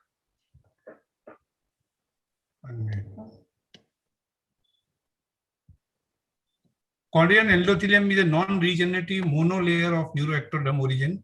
It maintains relative dehydration of the cornea at 75 degrees as compared to 92% of the whole body. So it maintains the corneal stromal clarity. It has got a pump called active sodium ATPase pump, which pulls out water from anterior to the posterior surface. Normal cell count is approximately over 300 cells per cubic millimeter. 700 is approximately cut off where the cornea is transparent. A single corneal endothelial cell, that is CEC, do not regenerate. They can only enlarge or slightly migrate to fill the gap created by the lost cells. At cell population lower than the critical threshold, cornea will start to decompensate and develop a bullous keratopathy. Now we found out the compound Y27632, known as Rho kinase inhibitor or ROCK inhibitor. can induce controlled, stoppable, exponential mitotic activity in CEC. There is a sea change which we see after the treatment.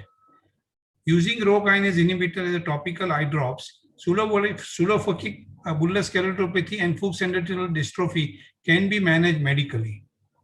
Our own series of 26 eyes, actually it is 29 eyes, but 3 patients we did not get the follow-up completely. Pseudophakic bullous keratopathy, the number of patients with 16 eyes of 16 patients aged between 40 and 80, male-female ratio was equal, follow-up for 5 years. Minimum 3 months were allowed for spontaneous clearing of the cornea before starting the treatment. Treatment started at the stage when DSEC, DMEC were absolutely necessary. And 8 patients with Fuchs dystrophy. Method. Y27632 is the Rho kinase inhibitor eye drops were prepared by us from a raw material with some additive. That is our special recipe. 4 to 6 times a day, 4 to 6 hours installation. Once formulated, it is to be kept at below 4-degree temperature as a frozen ice in freezer. A special bandage contact lens was applied to retain the drugs longer on the cornea. Every follow-up was done every 15 days for about 3 months. On each follow-up, each eye was tested for visual acuity, intraocular pressure, slit line photography, corneal OCT, optical or ultrasound pachymetry, specular microscopy, and pentacam. The results were before and after. The vision before was finger counting or hand movements, which has improved to 636 in all patients. Some of them went up to 69. CEC, that means corneal endothelial cells, which are not countable before, has become 700 to 1400 per cubic millimeter. Pachymetry was 700 to 900 micron before, and it has become near normal, near 500. Results. All the cornea cleared significantly well. CEC is the central corneal endothelium cells stopped dividing when Rho kinase inhibitor eye drops were stopped. CEC population did not decrease even after 4 years after stopping the eye drops. Other than mild conjunctival congestion, mild SPK, no significant side effects were seen. This is case number 1, the bullous keratopathy, pseudophakic bullous keratopathy before the treatment, and this is after the treatment. This is one patient which was probably the first one. The post-op 12 weeks after the CAM surgery, vision was PLPR, IOP was 14, corneal thickness was 990 micron, iris details were not visible. This is on 13th day, finger counting 2 meters from the lower field, IOP was 12, and the corneal thickness is reduced to 560 in the lower cornea. This is 636 after 35th day, IOP 14. The corneal thickness is 560 and most of the cornea is getting cleared. This is in 2015. Again on 45th day of continuous treatment of 4 times a day, vision is 636 uncorrected. With corrected, it has become 612. And this is the last picture. The uncorrected vision was 618. And the best corrected vision was 6.9 on 55th day of the treatment. This is a Fuchs dystrophy. Before, you can see the amount of corneal haze, and after this is before and after. The pictures are not so good. This is another demonstration with ASOCT. This is on 8th of January 2019, day 1, and 18th February 2000. You can see the change in the architect of the cornea. This is on the NIDEC endothelial cell counts. You can hardly see any cell on the specular microscopy.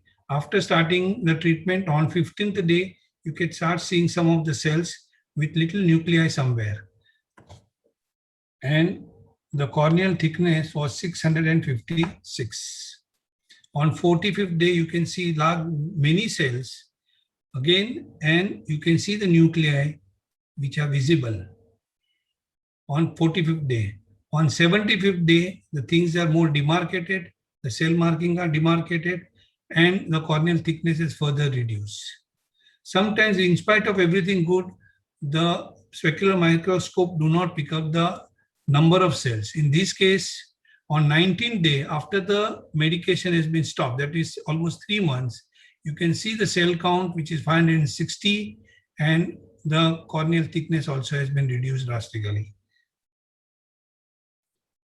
This is 120 days. That means 1 month after the medication has been stopped, it has maintained the architect of the endothelial cells.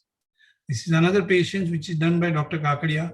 You can see 738 cell count, which is improved to 959 and further improved to 1072. This is another patient's Fuchs dystrophy. It doesn't work so well in Fuchs dystrophy. Before the Rho kinase inhibitor on 10th of July, 19th of September, and you can see some amount of cell proliferations in the endothelial cells. This is another patient of Fuchs dystrophy.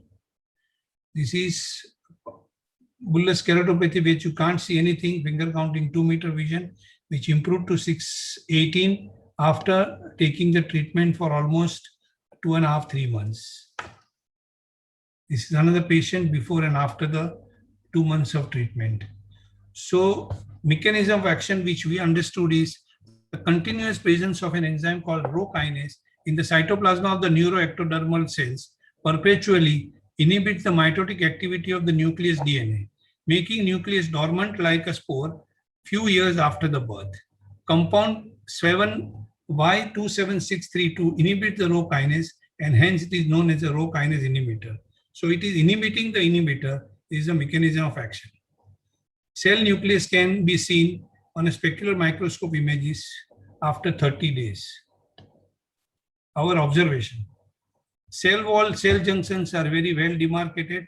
Intracellular avulsion appears to be much stronger than the normal endothelium. Even with the cell count as low as 500, cornea still becomes and remain crystal clear, probably due to the much higher and stronger sodium ATPase anhydrate pumping action of these new-born hyperactive cells. Conclusion: with Rho kinase inhibitor eye drops, it is possible to induce controlled mitotic cell activity in human endothelial cells in vivo. Cell division is probably exponential because in phase 2, mother and daughter cells also undergo cell division. Cell division stops as soon as the eye drops are withdrawn, like a chemical switch. The drug is an excellent alternative to a surgical endothelial keratoplasty. Fuchs dystrophy takes much longer time to recover. This is in short, this is before and after the treatment. Like we had a vagotomy, which was a past treatment for any peptic ulcer, which is replaced by cimetidine. We will have something, even glaucoma, from anti-glaucoma surgery to anti-glaucoma medications. So ROCK will rock the ophthalmic world, and the ROCK inhibitor will definitely help to reduce the number of keratoplasty and regenerate the endothelial cells, which will be a beginning of a new things. And to be very honest, this is first time come from India, the concept of regenerating the endothelial cells. Thank you so much.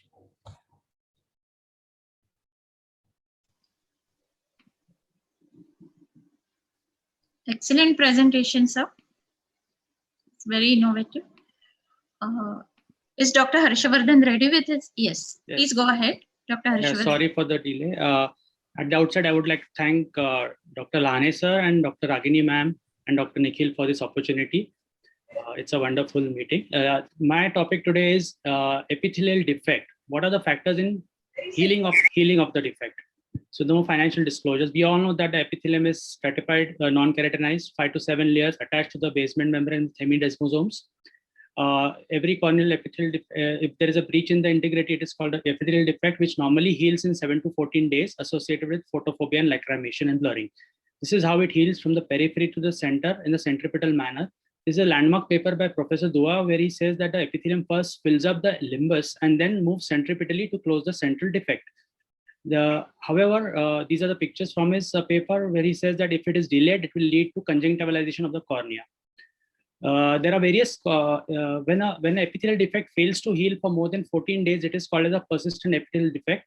And there are many reasons for this, including epithelial, limbal, inflammatory, neurotrophic, mechanical, and idiopathic. Today, we are going to see the factors that affect the healing of such a persistent epithelial defect and what therapeutic options we have today for doing the same. First one is the limbal stem cell deficiency. We have already heard that the limbal stem cells are present in the niche, and there are various options of transplant, including allo and autografts, cultivated, living related, and cadaveric, and SLET.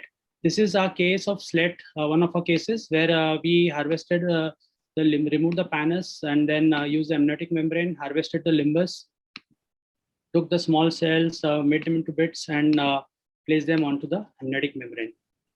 We had good results. After that, the opaque cornea became clear in about 4 to 6 months with no epithelial defects.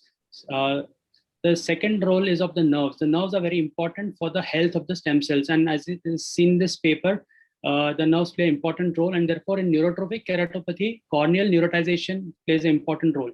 And we use the supraorbital redirected nerve or the sural nerve from the foot in cases like diabetes mellitus, HSP, and tumor of the CP angle where there is neurotrophy.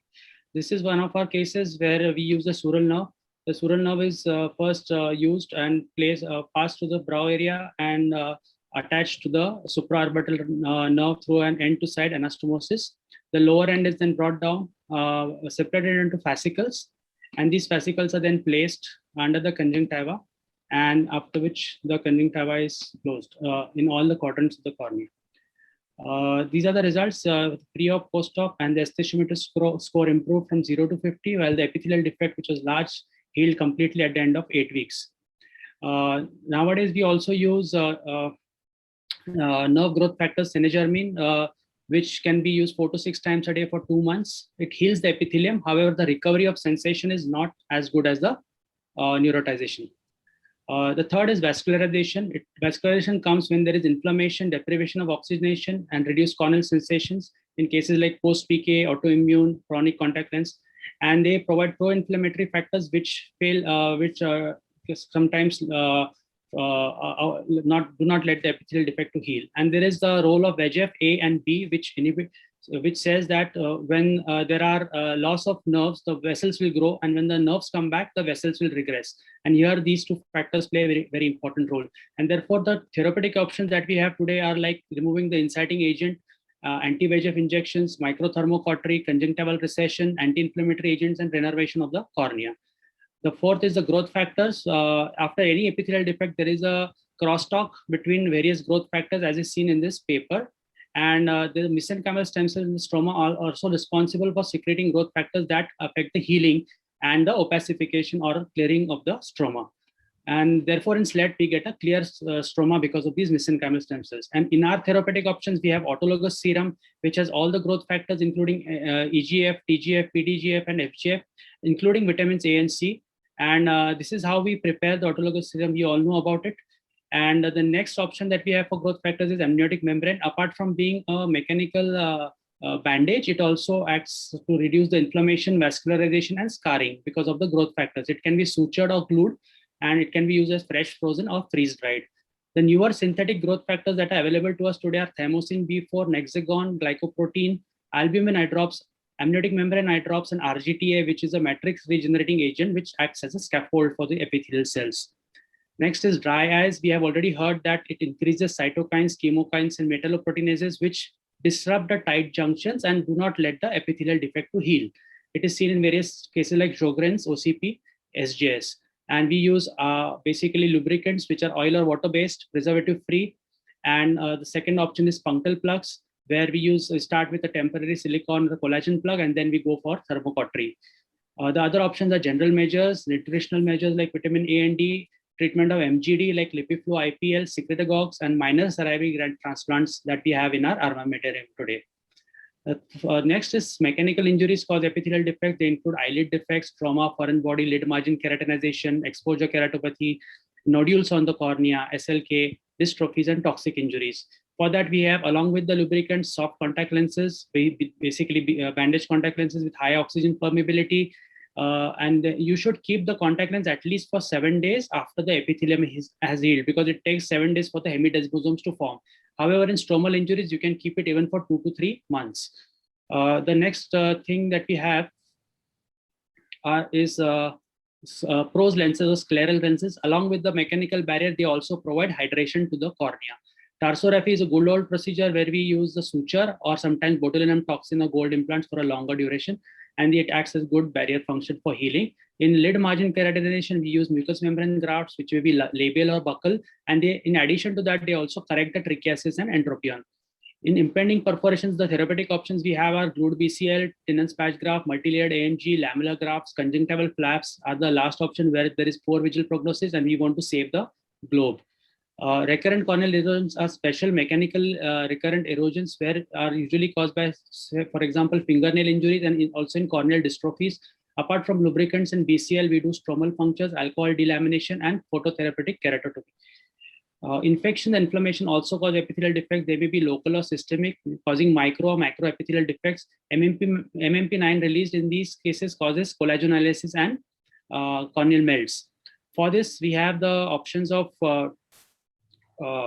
treating with, for infections, we have lid hygiene, antibiotics, tetracyclines, while for inflammation, we have steroids, antimetabolites, T-cell inhibitors, alkalizing agents, and biologics. Systemic causes also cause epithelial defects like diabetes, thyroid, nutritional deficiencies like A, B12, D.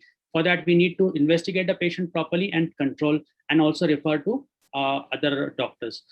Many a times, the epithelial defect is a multifactorial. For example, post-PK, we have loss of nerve sensations, the surface is altered, there is dryness, there is loss of growth factors. So many things, and many things play a part, and therefore we have to investigate each and every one and treat accordingly. So what is the algorithm for management of a persistent epithelial defect? First, we find out the etiology, then diagnose it with diagnostic tests, and then treat. For example, etiology could be local, like exposure keratopathy, marginal, or rosacea, drug toxicity, LSCD, while systemic could be autoimmune, neurotrophic, and other system problems. Diagnostic tests include clinical examination, dry eye testing, cultures, and review of systems. In clinical examination, slit lamp staining, biopsy, OCT. In dry eye, we do OSDI, tear breakup time, Schirmer's test, tear osmolarity, serology, and conjunctival and corneal staining. Cultures can be done for bacteria, fungi, protozoa to rule out infections, and for review of systems, we look for CBC, ESR, ANA, RA, ANCA, chest X-ray, and sometimes tissue biopsy. The treatment principles, basically, you enhance the wound healing, you prevent the perforation, and finally address the underlying condition and refer as needed. So for enhancing wound healing, as we have already spoken, lubricants, punctal occlusion, patching, banded soft contact lens, tarsorrhaphy, and discontinuation of medication and growth factors. While for preventing perforation, we have collagenase inhibitors, tissue adhesives, AMG, Tennant's patch, and conjunctival flaps. And lamellar and tectonic transplants can be employed at the last stage. While for the underlying condition, antibiotics, anti-inflammatory stem cell transplant, neurotization procedure, as we saw, and for systemic treatment and surgical treatment for the eyelid defects, lid margin keratinization, and tumors. And finally, if something is out of our hands, we need to refer. This is a summary of all that we spoke, right from diagnosis to treatment. Thank you very much for a patient listening. Thank you, Dr. Harshavardhan. Dr. Ahuja, sir, please your concluding comments, please. Please unmute yourself, sir.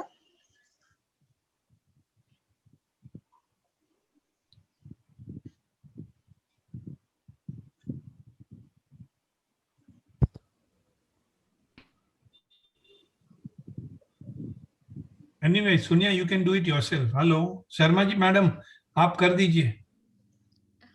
Okay, I thank all the speakers. It was an excellent session. Since we are running behind the time, we cannot take question and answer sessions. And the next team is already ready. Dr. Sunena madam is waiting. So let's conclude the session now. Thank you very much, the chairman, co-chairman, and every speaker. Thank you, Lahane sir and Ragini madam for this fantastic session. Gitanjali, thank you.